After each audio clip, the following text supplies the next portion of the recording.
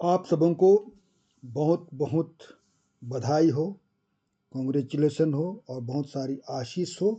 आज विशेष दिन Gossner एंजेलिकल Lutheran church के लिए है कि आज का दिन 10 जुलाई को 1919 में जो है हमें ऑटोनोमस मिला, हमें स्वायत्तता मिला।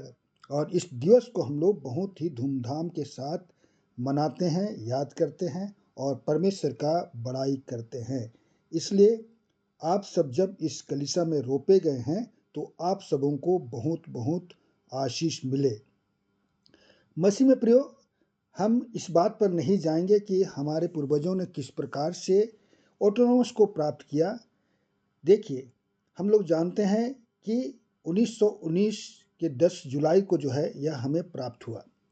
यह समय हमको लोग को याद दिलाता है कि परमेश्वर ने हम लोगों को, जो भारतीय और झारखंडी विश्वासी हैं, उन्हें जो है कलीसिया की जिम्मेदारी उठाने का अवसर दिया।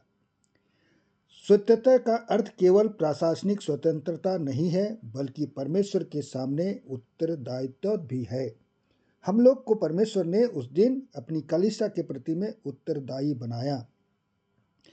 इसको हम लोग जो उत्तरदायी हमें मिला है वह पहला है, स्वतंत्रता का वास्तविक मसीह यीशु है। जो हमारा स्वतंत्रता है वह हमारा यीशु मसीह है। कलीसिया किसी व्यक्ति, संस्कृति, राष्ट्र की नहीं बल्कि मसीह की है। जो परमेश्वर का वचन, जो हमारे प्रेरित लोग जो कलीसिया बनाए, सचमुच वह जो है किसी एक व्यक्ति की नहीं होती थी, वह स्वयं मसीह की होती थी। इसीलिए हमारा यह निर्णय लेना कि यीशु मसीह ही सर्वोपरि है, इस चीज़ को जो है 10 जुलाई को हम लोग इस चीज़ को लिए।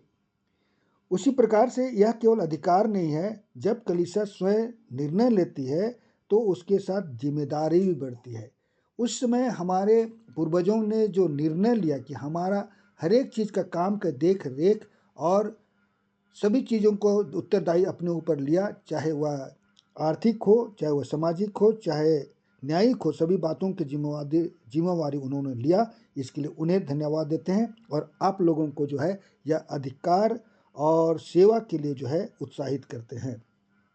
लेकिन एक बात हमें हमेशा जानना है, तीसरी बात, कि बाइबिल ही सर्वोच्च अधिकार है। बाइबिल से ज़्यादा बड़ा और कोई भी अधिकार हमारे कलीसिया में नहीं है। किसी भी कलीसिया की पहचान यह नहीं है कि वह स्वतंत्र है, बल्कि यह है कि परमेश्वर के वचन के अधीन है। हर शिक्षा, हर निर्णय और हर सेवा बाइबिल के अनुसार होना चाहिए। हमारे कलीसिया में सचमुच हर शिक्षा बाइबिल के आधार पर होती है, हर निर्णय बाइबिल के आधार पर होती है, हर सेवा बाइबिल के अनुसार होती है। इसके लिए जो है हमारे कलीसिया के अगुओं को और बुजुर्गों को जो है हम धन्यवाद देते हैं।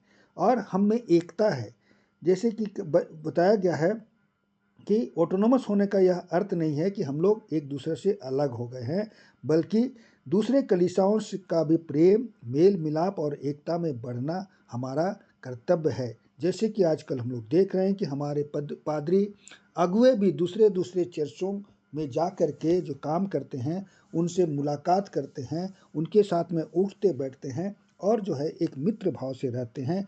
यह एकता मसीह एकता है। ऑटोनोमस का चिन्ह यह नहीं है कि हम लोग एक दूसरे का विरोध करें।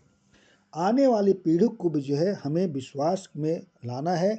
1919 में जो हम लोग को ऑथोरिटी मिली, ऑटोनोमस मिला, उसको हमारे पूर्वजों ने हमें दिया।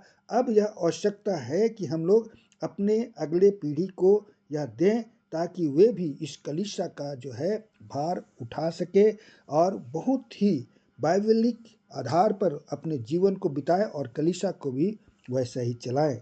तो निष्कर्ष हमें आज का यह निकलता है कि हम लोग जरूर ऑटोनोमस चर्च है, लेकिन यह परमेश्वर ने हमें दिया है। हम लोग कोई लड़ाई या जो है आंदोलन के द्वारा इससे प्राप्त नहीं किए हैं।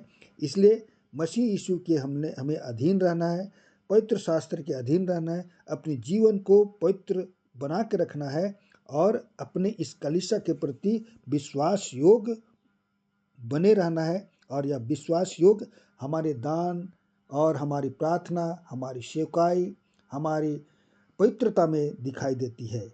आइए हम लोग प्रार्थना करें।